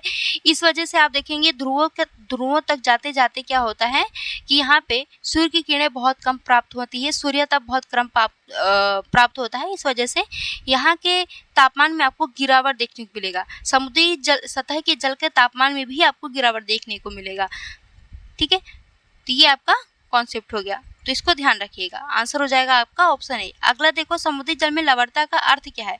समुद्री जल में लवणता, अगर आप लोगों ने हमारा टेस्ट नंबर 1 के क्वेश्चन को देखा होगा तो इसमें हम लोगों ने काफ़ी अच्छे से डिटेल में डिस्कस किया था, और विश्व में सबसे खारे समुद्र कौन सा है, सबसे खारा झील कौन सा है, हमने इसके बारे में बात किया था, ठीक है। लेकिन यहाँ पे पूछा है समुद्री जल में लवणता का क्या अर्थ है। हमारे सारे टेस्ट पेपर को आप लोग देखा करो, सारी टेस्ट की वीडियो देखा करो, तभी आपको समझ में आएगा। हर क्वेश्चन एक दूसरे से रिलेटेड ही होते हैं, बस क्वेश्चन का रूप बदल दिया जाता है, ठीक है।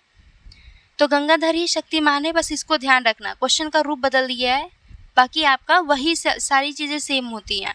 तो समुद्री जल में लवणता का क्या मतलब है कि आप 1 लीटर जल लो और उसमें घुले हुए नमक, यानी कि जितना नमक घुला हुआ है उसी को हम लोग समुद्री जल में लवणता कहेंगे, ठीक है। यानी कि आपने समुद्र का जल लिया 1 लीटर, अब उसमें आप देख रहे हो, चेक कर रहे हो कि कितना इसमें जल है, इस जल में 1 लीटर जल में कितना नमक घुला हुआ है। जितना नमक घुला होगा उसी को हम लोग समुद्री जल की लवणता कहेंगे, ठीक है। पार्ट्स पर 1000 में मापा जाता है पीपीटी को, इस तरह से इसका साइन होता है, ठीक है। मान लो 1 लीटर जल में 500 ग्राम नमक है, 500 ग्राम नमक है, तो हम लोग इसको क्या कहेंगे कि समुद्री जल में 500 पीपीटी, यानी 1000 पर मिलियन, देखो मैं भूल गई, ठीक है, ऐसा पीपीटी कहते हैं इसको, 500 इस तरह से इसका परसेंटेज रहेगा, ठीक है। चलो तो आंसर क्या हो गया आपका, समुद्री जल में घुले लवणों की कुल मात्रा। अगला देखो, चीन की ग्रैंड कैनाल किसको जोड़ती है, निम्नलिखित में से जोड़ती है, किसको जोड़ती है चीन की ग्रैंड कैनाल, तो ये जोड़ती है बीजिंग को हांग झाऊ से, ठीक है। अगला देखो, बताना है कि कौन सा सही सुमेलित नहीं है। तो टिहरी बांध जो है भागीरथी नदी पर है, तो आपका पहला तो सही सुमेलित है। हीरा कुंड की बात करें भाई, हीरा है, हीरा महानदी जो है, महानदी में हीरा है, हीरा कुंड, तो दोनों स्टेट में ये दो बी भी जो है आपका सही है। कल्लनई जो है कावेरी नदी पर बना हुआ बांध है, हीरा कुंड बांध महानदी पे, टिहरी भागी नदी पर है। डंबूर की बात करें, डंबूर जो है ये गुमटी नदी पर बना हुआ बांध है, किस नदी पर, गुमटी नदी पर बना हुआ बांध है, कहाँ पर, तो त्रिपुरा में, ठीक है, कहाँ पर, त्रिपुरा में, ये भी ध्यान रखना है। तो डी जो है सही सुमेलित नहीं है, बाकी सभी सही सुमेलित हैं। अगला देखो, कोहरे और धुंध के बारे में निम्नलिखित में से कौन सा कथन सही है, कोहरे और धुंध के बारे में कौन सा कथन सही है, तो ये जो कोहरे और धुंध की अगर बात करें तो कोहरा जो है एक बादल होता है जो जमीन पर या उसके पास बनता है, और कोहरा और धुंध में बहुत ज़्यादा कोई अंतर नहीं होता है। कोहरा बस जो होता है ये जमीन के पास बनता है, धुंध थोड़ा दूर दूर बनते हैं, ठीक है, तो यहाँ पे बस यही बेसिक अंतर है। अगला देखो, निम्नलिखित में से कौन निब्बस बादलों की विशेषता है, निब्बस बादलों की विशेषता क्या है भाई, ठीक है, निब्बस बादलों की विशेषता क्या है, तो ये घने काले होते हैं और अक्सर जमीन को छूते हुए दिखाई देते हैं, तो आंसर क्या हो जाएगा आपका, ऑप्शन सी हो जाएगा। चलो अगला देखो, निम्नलिखित कथनों पर विचार कीजिए, बताना है कौन सा कथन सही है। पहला कथन कह रहा है कि संवहनी वर्षा मुख्य रूप से विषुवतीय क्षेत्रों में दिन की अपेक्षाकृत ठंडे समय होती है। दूसरा कह रहा है और ओरोग्राफिक वर्षा तब होती है जब नम वायु किसी पर्वत से टकराकर विवश होकर ऊपर उठती है, जिसके परिणाम स्वरूप अनुवाद भाग में भारी वर्षा होती है, जबकि पवन विमुख ढाल पर वृष्टि छाया क्षेत्र बन जाता है। ओके, बताना है कि आपका सही स्टेटमेंट कौन सा है। तो दोस्तों, संवहनी वर्षा की बात करें तो आप देखेंगे विषुवत रेखा के पास तापमान ज़्यादा होने की वजह से जल जो होती हैं गर्म होकर के वाष्पीकृत होकर ऊपर उठती हैं, ठीक है, तो वाष्पीकरण होता है यहाँ पे, जहाँ पे तापमान ज़्यादा होगा वहाँ पे वाष्पीकरण भी ज़्यादा होगा, तो वाष्पीकरण होने की वजह से ये जो जल है, ठीक है, ऊपर की तरफ वायु गर्म होकर के ऊपर की तरफ उठेगी, संघनित हो ऊपर, देखो मैं क्या बोल रही हूँ, जल वाष्पीकृत होकर के ऊपर जाएगा, ऊपर जाने की वजह से ये संघनित होगा, संघनित होने के बाद ये वर्षा होगी। अब स्टेटमेंट को ध्यान से देखना, स्टेटमेंट को क्या ध्यान से देखना है, तो यहाँ पे क्या कह रहा है कि संवहनी वर्षा मुख्य रूप से विषुवतीय क्षेत्रों में दिन की अपेक्षा की ठंडे समय नहीं बल्कि गर्म समय में होती है, तो पहला स्टेटमेंट आपका गलत हो गया।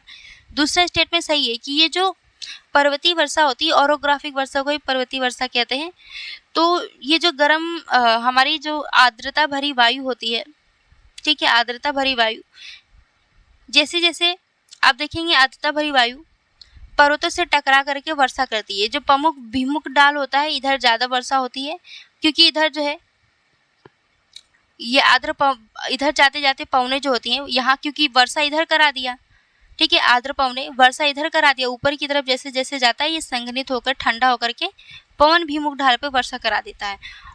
फिर जैसे जैसे ये पवन ऊपर की तरफ गया वर्षा कराया तो शुष्क हो गया, हल्का हो गया, तो शुष्क पवनें इधर आ जाती है और इधर बहुत ही कम वर्षा होती है, तो इसको पवन विमुख ढाल कहते हैं। जिधर वर्षा नहीं होती है इसी को वृष्टि छाया क्षेत्र भी कहते हैं, ठीक है। तो पवनों से टकरा करके जो नम वायु होती है पर्वतों से टकरा करके विवश होकर के वर्षा कराती है, ठीक है, विवश होकर ऊपर उठती है और संघनित होकर के भारी वर्षा करती है। तो जो पवन विमुख ढाल होता है उधर वर्षा होती है, पवन विमुख ढाल पे वर्षा नहीं होती है, इसी वजह से इसको वृष्टि छाया क्षेत्र कहते हैं। तो पहला स्टेटमेंट गलत था, दूसरा सही है, आंसर हो जाएगा ऑप्शन सी। अगला देखो, अभी कथन एक ए दिया है, कारण आर। तो कथन एक कह रहा है कि समुद्र तट स्थायी तटीय लक्षण हैं जो तलछट के निरंतर संचय से बनते हैं। ओके, दूसरा कह रहा है कि अधिकांश समुद्र तट नदियों या लहर अपर्दन द्वारा ले जाए गए पदार्थों से बनते हैं और मौसमी परिवर्तन के अधीन होते हैं। ओके, समुद्र तट स्थायी तटीय लक्षण है। तो क्या ये समुद्र तट स्थायी तटीय लक्षण है? जब भी क्वेश्चन को पढ़ें बहुत बारीकी से, बहुत ही ध्यान से पढ़ें। तो समुद्र तट जो है स्थायी तटीय लक्षण नहीं बल्कि अस्थायी है। ठीक है, ये निरंतर इसमें बदलाव देखने को मिलता रहेगा आपको, तो ये फिक्स नहीं है, स्थिर नहीं है। ठीक है, स्थिर तट नहीं होता है ये। और यहाँ पे देखेंगे आप लोग तलछट का निरंतर संचय होता रहता है। तो पहला स्टेटमेंट गलत हो गया, स्थायी नहीं है। दूसरा आपका स्टेटमेंट सही है कि अधिकांश समुद्र तट नदियों या लहर अपरदन द्वारा लाए गए पदार्थों से बनते हैं और मौसमी परिवर्तन के अधीन होते हैं, यानी कि मौसम परिवर्तन के साथ जैसा जैसा बदलाव होता है ऐसा इसमें भी बदलाव देखने को मिलेगा। तो ए आपका गलत होगा, बी आपका राइट आंसर हो जाएगा, ऑप्शन बी आपका सही आंसर है। अगला देखो, निम्नलिखित में से कौन सा ग्रह के निर्माण में चरणों का सही क्रम है? तो दोस्तों पहले ये गैस और धूल ग्रहों में संगठित हो जाते हैं, जो ग्रहों का निर्माण करने के लिए जमा हो जाते हैं। तो आंसर हो जाएगा ऑप्शन सी। अगला देखो, एस तरंगे किसके माध्यम से यात्रा करती हैं? भाई हमेशा ध्यान रखना, एस से सॉलिड, तो ये केवल ठोस माध्यम में ही यात्रा करेंगी, ठोस माध्यम में ही गमन करेंगी। अगला क्वेश्चन देखो, चट्टानों के संदर्भ में अपवर्तन संदर्भित करता है। ये अपवर्तन क्या है? अपवर्तन है भौतिक अपक्षय के कारण वक्र चट्टानों का फटना, इसी को अपवर्तन कहा जाता है। ठीक है, इसको क्या कहा जाता है? अपवर्तन, एक्सफोलिएशन कहा जाता है इसको। इंग्लिश में ध्यान रखिएगा, इस शब्द को एक्सफोलिएशन कहा जाता है। ओके, चलो अगला है कथन ए कारण आर। ठीक है, कथन ए में क्या है? मृदा एक गतिशील और निरंतर विकसित होने वाली वस्तु है जो विभिन्न रूपों का समर्थन करती है। ठीक है, दूसरा कह रहा है चट्टानों के टूटने से मृदा बनती है और मृत पौधों और पशु के पदार्थ के अलावा ह्यूमस बनाने में मदद मिलती है, जिससे मृदा उपजाऊ हो जाती है। बताना है आपको कि कौन सा कथन सही है। तो मैं सोच रही हूँ ये क्वेश्चन मैं आपसे पूछ लूँ, 145वां वाला। ठीक है, कमेंट बॉक्स में बताना कि इसका राइट आंसर क्या होगा। चलो अगला है, निम्नलिखित में से कौन सा शब्द पृथ्वी की सतह द्वारा प्राप्त सौर ऊर्जा को संदर्भित करता है? भाई पृथ्वी की सतह द्वारा जो सूर्य ऊर्जा प्राप्त होती है उसे कहते हैं सूर्यताप। अगला देखो, उर्सा मेजर एक उदाहरण है। ये उर्सा मेजर क्या है? तो उर्सा मेजर क्या है मेरे बच्चे, बताओ जरा। तो ये है नक्षत्र। ठीक है, आंसर हो जाएगा आपका ऑप्शन बी। अगला देखो, पृथ्वी के क्रोड के संबंध में निम्नलिखित में से कौन सा कथन सही है? पहला कथन है कि बाहरी क्रोड ठोस है जबकि आंतरिक क्रोड तरल है। बी कह रहा है कि क्रोड 2100 किलोमीटर की गहराई से शुरू होता है। सी कह रहा है पृथ्वी का क्रोड मुख्य रूप से निकल और लोहे से बना है। डी कह रहा है कि क्रोड सिलिकेट्स और एल्यूमिनियम से बना है। बताना है कि कौन सा कथन सही है। तो आपको पता होगा कि बाहरी क्रोड जो है तरल अवस्था में है और आंतरिक क्रोड ठोस अवस्था में। तो ए आंसर तो नहीं होगा, ये गलत है। 2100 किलोमीटर की गहराई से शुरू होता है, तो नहीं 2100 नहीं बल्कि 2900 किलोमीटर की गहराई से शुरू होता है। सिलिकेट और एल्यूमिनियम से बना होता है, नहीं नीफे से बना होता है, जिसे हम लोग निकल और लोहा कहते हैं। ठीक है, हमारा जो क्रस्ट है वो सियाल से बना है, यानी सिलिकॉन और एल्यूमिनियम से। सियाल, फिर आप देखेंगे मेंटल जो है सीमा से बना है, यानी कि सिलिकॉन और मैग्नीशियम से। कोर की बात करें, हम लोग क्रोड की बात करें तो ये नीफे से बना है, यानी कि निकेल और फेरस से बना है। तो आंसर क्या हो जाएगा आपका? ऑप्शन सी हो जाएगा, सी हो जाएगा। ठीक है, मुख्यतः निकेल और लोहे से बना है क्रोड। अगला क्वेश्चन देखो, निम्नलिखित में से कौन सा शील्ड ज्वालामुखी का उदाहरण है? शील्ड ज्वालामुखी का उदाहरण है मौना लोआ। नेक्स्ट एंड लास्ट क्वेश्चन, निम्नलिखित कथनों पर विचार कीजिए, बताना है कौन सा कथन आपका सही है। बैथोलिथ दिया है और लैकोलिथ दिया है। देखो, जब ज्वालामुखी विस्फोट होता है या फिर दरारों से मैग्मा बाहर निकलने की कोशिश करते हैं, तो क्या होता है कि कभी कभी ऐसी स्थिति आती है कि ये बाहर की तरफ नहीं निकल पाते हैं। नॉर्मली आप देखेंगे जो लावा होता है, मैग्मा होता है, वो बाहर की तरफ निकल करके विस्फोट करता है। ठीक है, धरातल पर आकर के इस तरह से फैल जाते हैं। लेकिन कभी कभी क्या होता है कि इतनी गहराई में ये मैग्मा दरारों में, अलग अलग दरारों में पहुंच करके कुछ अलग अलग स्ट्रक्चर बना लेते हैं, यानी कि ये पृथ्वी पर पृथ्वी पर नहीं आ पाते। पृथ्वी की काफ़ी गहराई में ही ये जो मैग्मा है ये अंदर गहराई में ही अलग अलग रूप धारण कर लेते हैं, जम जाते हैं, ठीक है। फिर बहुत सालों बाद ये धीरे धीरे ठंडा होकर के अलग अलग स्ट्रक्चर का रूप ले लेते हैं, ठीक है। अलग अलग स्ट्रक्चर बनाते हैं, अलग अलग संरचना का निर्माण करते हैं। तो इसी में है लेकोलिथ, बैकोलिथ, फैकोलिथ, डाइक, सिल, शीट, ठीक है। इन सभी संरचनाओं का निर्माण करते हैं। तो जिसमें बैथोलिथ और लेकोलिथ एक क्वेश्चन में दिया हुआ है। तो पहले देखिए, तो बैथोलिथ कह रहा है कि ये बृहद ग्रेनाइट पिंड होते हैं जिनका पृथ्वी की भूपर्वती में गहराई में शीतलन होता है तथा ऊपरी परतों के अपरदन के बाद ही प्रकट होते हैं। तो जो बैथोलिथ होते हैं आप देखेंगे बहुत बड़े ग्रेनाइट पिंड होते हैं, कुछ इसका स्ट्रक्चर इस टाइप का होता है, ठीक है। क्योंकि ये गहराई में ठंडे होते हैं, तो गहराई में ठंडे होते हैं, बहुत टाइम लगता है इनको ठंडे होने में। गहराई में ठंडे होने की वजह से ये पृथ्वी पे तो ऐसे नहीं दिखेंगे। पृथ्वी पे कब दिखेंगे, तो पृथ्वी के जब ऊपरी वाला स्ट्रक्चर है, ठीक है, जब पृथ्वी के परतों का यानी ऊपरी परत का जब अपर्दन होगा तभी ये पृथ्वी पर प्रकट होंगे, वैसे थोड़ी ना अपने आप प्रकट हो जाएंगे, ठीक है। तो पृथ्वी की ऊपरी परत के अपर्दन के बाद ही ये प्रकट होंगे। तो पहला स्टेटमेंट सही है। लेकोलिथ क्या होता है, ये गुंबदाकार अंतर्वेदी पिंड होते हैं जो आधार से एक नली नुमा मार्ग से जुड़े होते हैं। दोनों स्टेटमेंट सही है। आंसर क्या हो जाएगा आपका, ऑप्शन डी हो जाएगा। तो दोस्तों वीडियो अच्छी लगी हो तो लाइक, शेयर एंड सब्सक्राइब जरूर करना। और इसके साथ ही हमारा 5th फाउंडेशन बैच चल रहा है। 5th फाउंडेशन बैच चल रहा है किस चैनल पे, तो क्लब IAS चैनल पे, ठीक है। ये क्लब IAS ऐप पर, इस ऐप को इंस्टॉल कर लीजिएगा। और हमारे अगर 5th फाउंडेशन बैच को ज्वाइन करना चाहते हो तो ज़रूर ज्वाइन करना। इसकी फ़ी कितनी है, तो इसकी फ़ी लगभग 2000 रुपये है, ठीक है। अभी फ़िलहाल डिस्काउंट चल रहा है तो आपको 1500 में ये बैच मिल जाएगा, यानी 3 साल की आपको वैलिडिटी मिलेगी। इसके साथ ही कुछ टेस्ट सीरीज यानी हमारे जो PYQs हैं उसकी ऑनलाइन टेस्ट की सुविधा भी मिलेगी। तो एक बार डेमो क्लास देख लेना और तभी आप हमारे इस बैच को ज्वाइन करना, ठीक है। 3 साल की वैलिडिटी रहेगी। सारा सिलेबस आपको कवर कराया जाएगा डिटेल में, जैसे कि कोचिंग में पढ़ाया जाता है। ऐसा नहीं कि आप सोच रहे हैं कि 2000 रुपये में है तो क्या ही पढ़ाया जाएगा। एक बार आप लोग देख लेना डेमो क्लास, उसके बाद सोचना कि ज्वाइन करना है या नहीं करना है, ठीक है। तो स्वस्थ रहिए, मस्त रहिए, बाय बाय।